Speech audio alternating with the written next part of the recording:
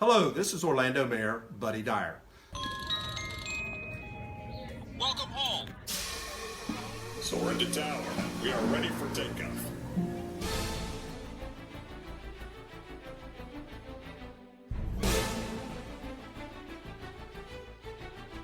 Por favor, manténganse alejado de las puertas.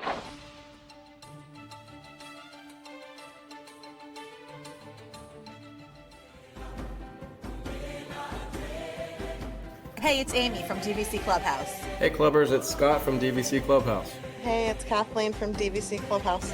Welcome aboard. It's Phil from DVC Clubhouse.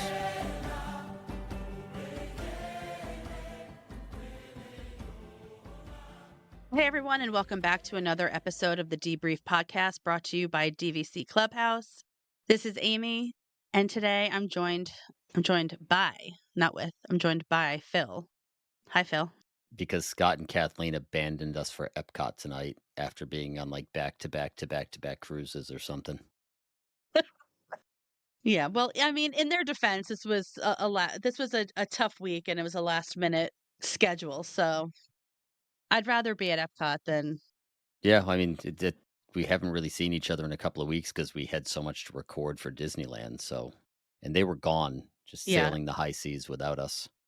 It's true. I mean, I did go to California. I went to Downtown Disney again. So since all of those Disneyland podcasts have aired, I did spend an afternoon in Disneyland one day. Well, not in the parks, but at Downtown Disney while my daughter Emma was off gallivanting with friends in LA. I decided to go to Downtown Disney to check out the Halloween decorations, and I went to Centrico for lunch, which was actually quite lovely. Unseasonably hot there in Southern California. So it wasn't quite as pleasant as the weather that I raved about when we were talking about Disneyland wedding. Wedding. Did I just say wedding? Yeah, wedding? Is someone getting married that I'm unaware of? I want a Disneyland wedding. Yeah. I don't know. I need to find someone else to marry. We'll have to see what my wife says about that. Well, you could renew your vows in Disneyland. Don't give her any ideas. But yeah, so I had lunch and then I just went over and I hung out at the Disneyland hotel in my favorite spot before I picked Emma up. But what was cool was that after having I that trip I did after having, Emma and I were staying in Palm Springs and we did a drive around the Palm Springs area. And for as many times as I've driven where I've stayed in Palm Springs, I've never driven into the area where Walt's house was. And so this time we did that because I know that. Is that the Carrollwood Drive location? No, it's not Carrollwood Drive. It's I think it's Indian Canyon maybe, or it's not his first house in Palm Springs. So what I Okay. learned is that early on, when he was already kind of a success, but before like the big success of Disneyland, he and his family vacationed in Palm Springs and loved it, so they bought a house there. Then I think when he was wanting to build the parks and they needed money, they basically like sold everything they owned That took out basically, so money they had against enough his life money. insurance. Yeah. Yeah, so they sold that first house in Palm Springs so that they could have access to some cash. And then after the success, after Walt Disney then became like a huge success, more successful than he had already been, he then bought this other house in this prestigious neighborhood of Palm Springs. But at that time it wasn't as developed as it is now. And it was in this you know, uh, right by this ranch that they spent time at. So we drove by there. Now it's only the stables are left, but it was pretty cool. I mean, that whole area of Palm Springs with those like ranch style, like mid-century modern decor with the colorful doors. It's pretty cool seeing these like short houses with these tall palm trees and these massive mountains behind you. I love it. And it's kind of where like you see all of this like inspiration that they took for the Disneyland hotel again. Like I keep, or like the new tower. I love Palm Springs, and I think that's why I love the new tower at the Disneyland hotel so much, because I just love that they kind of tapped into that part of Walt's history and background. I like Disneyland, but you can have California. I could take or leave California with the exception of Disneyland, never see it again, and be perfectly content with the rest of my life. And I think California is so cool because it's like it's like its own planet. It has all of like these different you've got mountains, you've got the forest, you've got the desert, you've got the ocean, you've got wine country. It's like, you know, if you've ever been on soaring over California, you might be familiar with all of the different types of geography. But I also went over because, Hey, you said it yourself. California is its own planet. well, I love it. I think it's great. But I also went over to drive past where they're building Cotino and that new community that Disney is building out there. And from the time that I was there last year, it looks like they've made like zero progress. So I don't know what's happening there. But anyway, that's not what we're here to talk about tonight. That was a big tangent. But What are we talking about? so we're going to talk about the fact that I went to Epic Universe in July, and I'm going to share my thoughts and see what you think. If you have any questions, your what your preconceived ideas about Epic Universe might be, and what you've heard. I have had zero time to do anything but work. I have zero preconceived notions, zero ideas, zero thoughts, zero time involved in anything to do with Orlando. So I'm just going to sit here and listen to you talk and hope with our connectivity issues that we capture it all. All right, well, sounds good. Sounds like a plan. So I went to Epic Universe. I went to Universal. I spent 2 days at Universal. The first day I went to Universal Studios and to Islands of Adventure, and then the next day I went to Epic Universe. And we've talked about it on this podcast, particularly back before Epic Universe opened. There's been a lot of talk about there was a lot of talk about how quickly they were building it and how compared to Disney's like so slow, and Universal is gonna take the reins from Disney in terms of theme park popularity or relevance or whatever it is. And so I was really curious to go and check it out. And now I am going to make this disclaimer before I get into this. I actually did not ride any of the rides at Epic Universe. The lines were very long and they, you know, are not at that time. I can't remember. The Express Pass is expensive and it was separate than the one that you could get for Universal Studios and Islands of Adventure. So the lines were very long. It was a very, very hot day. So I was more all about just checking it out, looking at it, like hanging out there and seeing, like what the vibe was. And like I'm not gonna lie, I was not that impressed and I didn't love it as much as all of the hype made it seem I was going to. And I think that I think that after visiting it, it is easy to see why it took it was so quick to build, because it felt like a lot of the lands, with maybe the exception of, like the new Harry Potter land, like Super Mario Land, like it felt like I was inside a stadium. Like I walked into a stadium. In fact, you like to get into Super Mario Land, you have to take an escalator up and then you're looking down like inside like it's a bowl, and you're like on the upper deck looking down at a bowl that is just like surrounded by wall that's just like painted backdrop, like you're on a back, like on a studio. And so it felt very tight in there, and again, like it was super hot. And while like you look at it and you're like, oh, this is cool, it's not like a place where you're going to go and hang out. Like you go in there to ride the ride, you ride the ride, and then you get out. Now, like the back area, like once you walk out of that like bowl area, the Donkey Kong area was like pretty cool, but it was just there were a lot of people. And it's kind of like how I felt about going to the Wizarding Worlds in both Islands of Adventure and Universal Studios. They're small. There's not a lot of room for people to move around. So they always feel congested. That's how I felt about Super Mario Land. And ironically, like the area that you walk into when you walk into Epic Universe, it feels like really big and sprawling and vast, but like there's not a lot to it. And then you have like these small, tiny shoots of this big, vast area that almost looks like the buildings from like the Brooklyn Botanical Garden, if anybody's ever been there.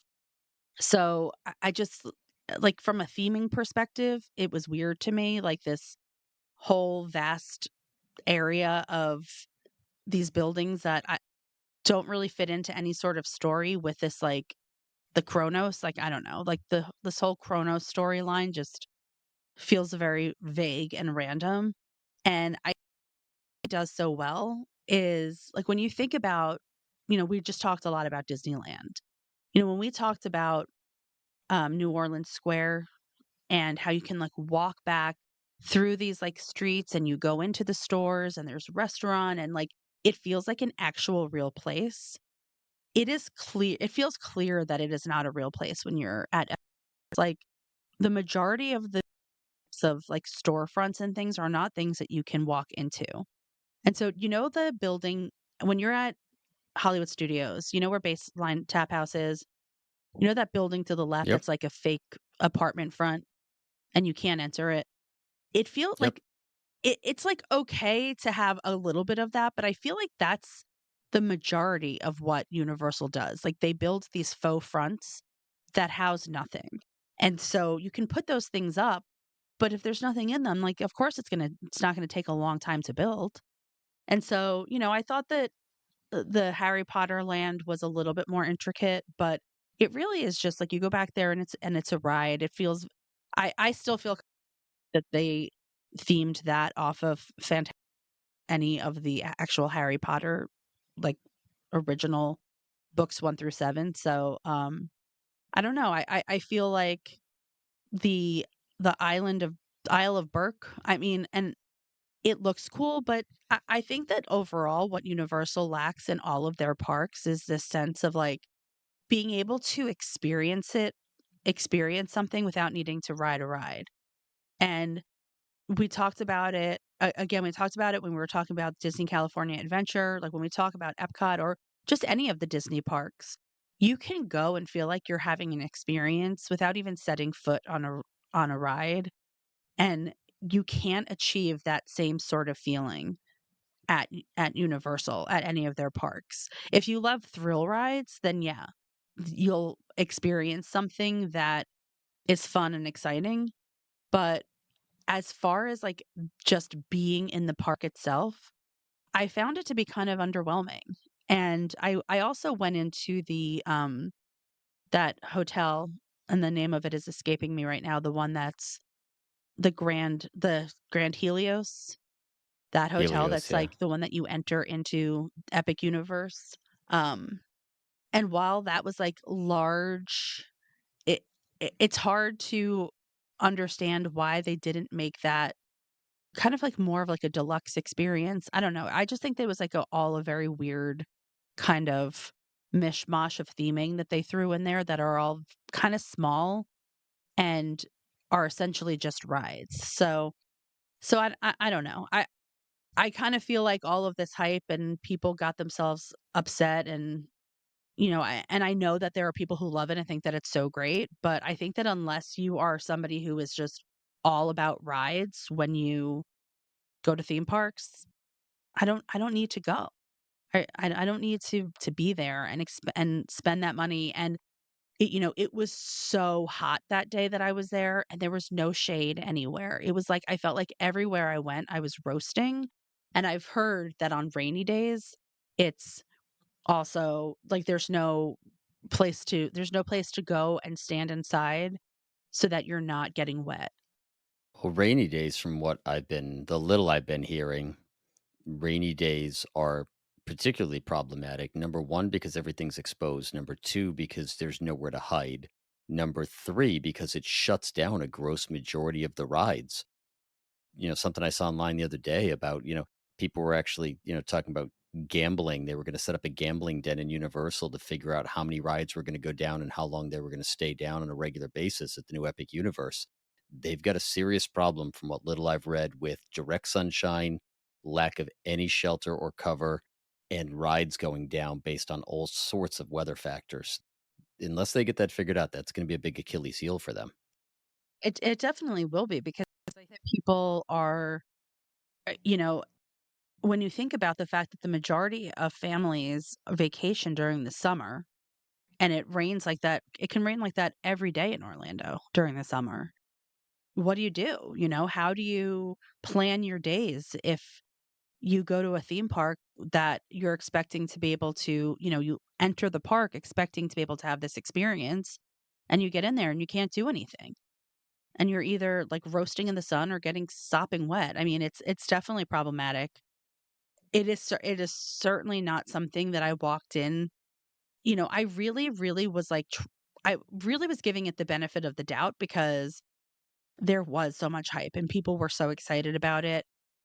And I know you have to take it with a grain of salt. A lot of the influencers are going to give their best, happiest, most excited reactions to things so that because they get invited to things, they don't necessarily want to be speaking negatively about it. But I was underwhelmed by it. And I feel like there's a reason why it takes Disney. Now, look, maybe it's taking Disney too long to build some things, but I think that there is a reason why it takes Disney as long to build some of the things because there's such intricate detail in all of the things that Disney does that you're not just looking at a facade at Well, there Disney. You're used to looking be. at a facade that then I'm sorry.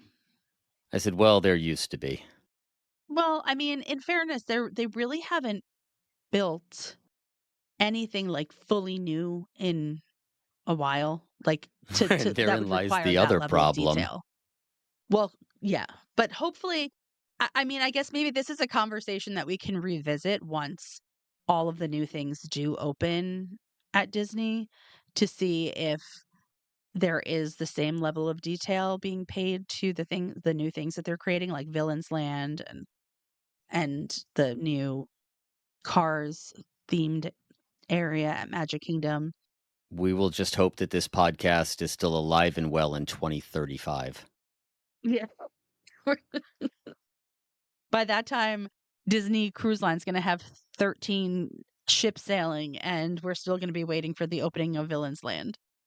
Which will have changed 18 times between now and then, just the same as everything changed over the last 5 years. I'm still waiting on that Mary Poppins ride that they promised. Yeah. Well, hopefully, hopefully we're on track now. I think Disney knows that we're all antsy. So, I'll be honest, I'm so disappointed in everything that I'm hearing about Epic Universe. The little bits and pieces that I've picked up, the aerial shots, the reports that have come back, and then hearing your first person account. And I'm not disappointed because I had any interest in going to Epic Universe. We have not been to a Universal park. My kids have not asked to go to a Universal park. It just is not really our vibe. I'm disappointed because I was so hopeful that Epic Universe and Universal in general was going to give Disney a challenge. And I held out hope that they would have to step up to that challenge to make things better. I saw a pin the other day that said make Disney great again. I was like, I would wear that. But it feels like Epic Universe is falling so short of the promises and the immediate hype that we heard from all the influencers. The one thing I've noticed is that there has been a deafening silence over the last couple of months after the first previews where the influencers and everybody went to. And the little bit that I've heard sneak out has not been overwhelmingly positive. And I feel like that's going to give Disney an opportunity now to rest on their laurels. And that's not going to help us as Disney fans. So instead of having to push harder to keep up, they can just keep on going with the same somewhat mediocre fare that they've been giving us for the last 5 years. And that to me is the disappointing part. well, I know that I tend to be an optimist, and I feel hopeful that even despite the fact that Epic Universe really has not given Disney a run for their money because there's just so much kind of wrong with it and also just so underwhelming about it. But I really I can't imagine that if they have closed if they are taking away the rivers of America and taking away this iconic part of the park, like if they replace that with something that's crappy, like if it looks like Super Mario World or Land or whatever it's called at Epic Universe, like it's gonna be a tough pill to swallow. If they can create something that's as amazing as Radiator Springs in Disney California Adventure, then okay, I will grow to love it and I can allow myself to be wowed and awed by something new. Same thing with Villains Land. Like if it's gonna be something that's just gonna be small, thrown in there because have heard that people have been begging for a Villains Land for a long time, it will be problematic, and and it just and it also makes me wonder, do these influencers really love it? Like, am I just in a generation where what I love is so different than what, you know, 20-year-olds love right now? Is that it? Like, am I just old? But I don't I feel like that can't be it because my kids feel the same way. I mean, I am old, but but It's not where I was going with it. I think it's both of them can be true. I think that I'm just going to go ahead and say it that I think that those of us who are just a little bit older appreciate substance. And I think that the younger generation appreciates the immediate dopamine hit and they're not paying attention to the substance. But at the same time, I also know that I've heard some chatter from some of the influencers who have called out the other influencers for their rave reviews of Epic Universe and been like, no, it really wasn't that great. People that have a pretty big following that have actually come out and said, no, yeah, we're glad that you're sucking up to Universal and you want your invites back and you want all your clicks, but it really is not everything that you're reporting it to be. So when you hear them arguing amongst themselves, and it's not even like the Tom Corlises of the world who have, been put on the outs who are jealous. These are people who still have pretty big followings who are like, yeah, it was okay. It wasn't bad, but it certainly wasn't overwhelming despite what you've been told.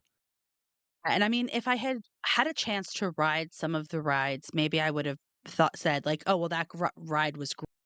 But I feel like a true test of a good theme park is like you don't have to ride the ride Theme in order to park, have a good time. theme park. You said it Right. yourself, theme park. This is everything you described.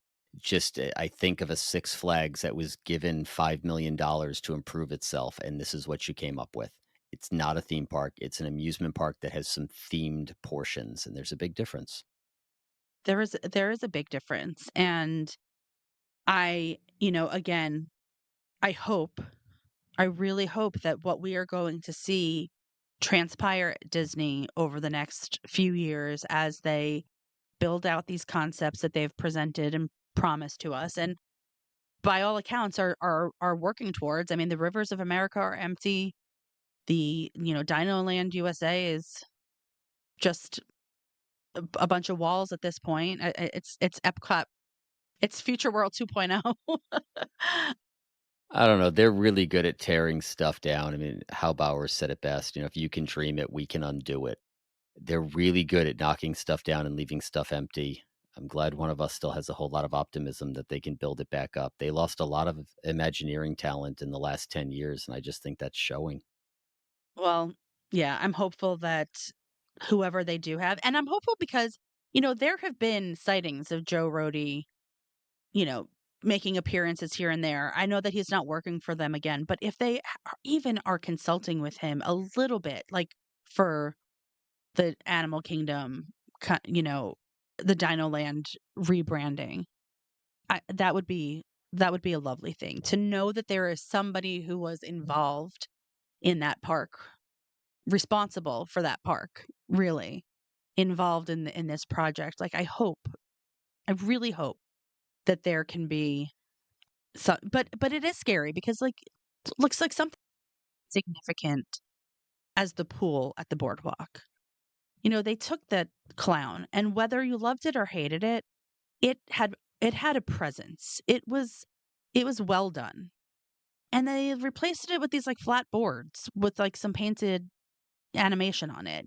Like it just it decidedly has no presents. So it is scary because you look at the pool and you think, yikes, like that's also underwhelming and That's doesn't where we're really, at. yeah. So, I mean, let's hope that I hope, I really hope that the next few years at Disney, as things near completion, that some excitement builds and that we are rewarded for our patience and for our optimism, at least my optimism, so that we can go and have, something new and fun and exciting to experience and something that we're happy to visit over and over again. Like, I don't want to have an experience like at Epic Universe where I'm like, I went, I don't need to go again. I want that. The thing about Disney is that it makes you want to visit over and over and over again. And I really hope that these new lands and these new projects help to continue that, that feeling of wanting to go back and experience it over and over and over again. Well, I will piggyback on your hope, but I don't have quite the optimism you do based on the most recent developments. Well, we're like the yin and the yang. This is true. Maybe it'll be somewhere in between. I mean, I think Beak and Barrel looks very cool. I will give it that. Like, I think that it looks pretty well done. So I'm excited to see it in person. Videos of it online make it look pretty fun and pretty intricately detailed. So that did get me a little excited. I'll see your beak and barrel and raise you a bar in the Grand Floridian lobby. What bar? It That awful abomination that they pulled out the bird cage for. No, I know, but it's just, I mean, I literally was there. Remember, I went there at Easter time and they had dismantled the bird cage and it was like a dirt pit. And I think that they just covered up that dirt pit like 2 weeks ago. I mean, what the heck? So yeah. So bar. I in quotes, air The quotes. construction zone that is Grand Floridian. Yeah. Yeah, well, there we go. Yin and yang. You got Beacon Barrel. You've got a square of dirt surrounded by walls in the Grand Floridian lobby.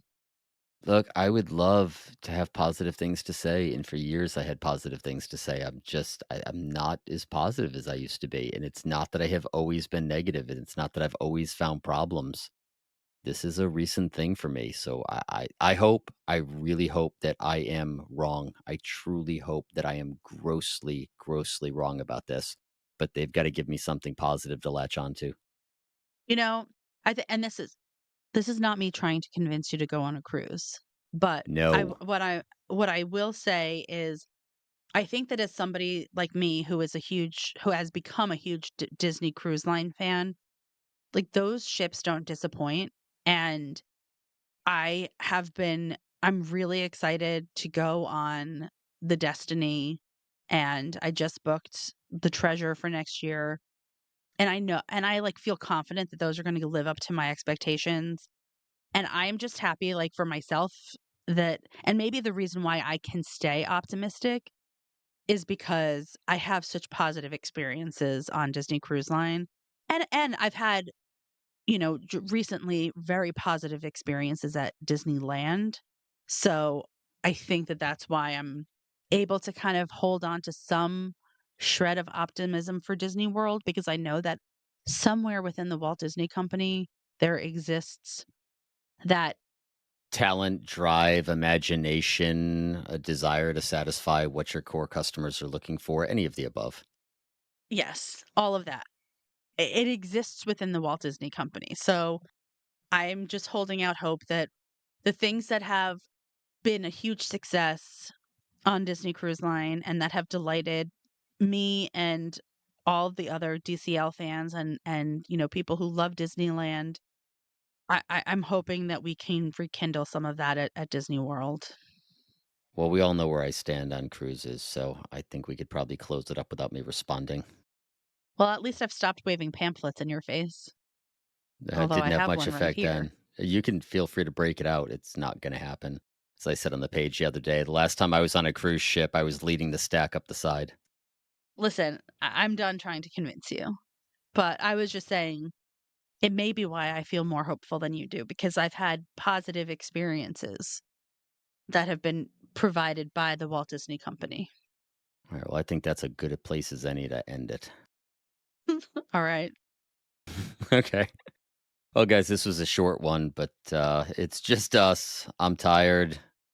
Amy's not going to convince me to go on a cruise, so thank you for playing along. If you could head over to Apple Podcast, give us even a 4-star review, I'd be happy. Amy?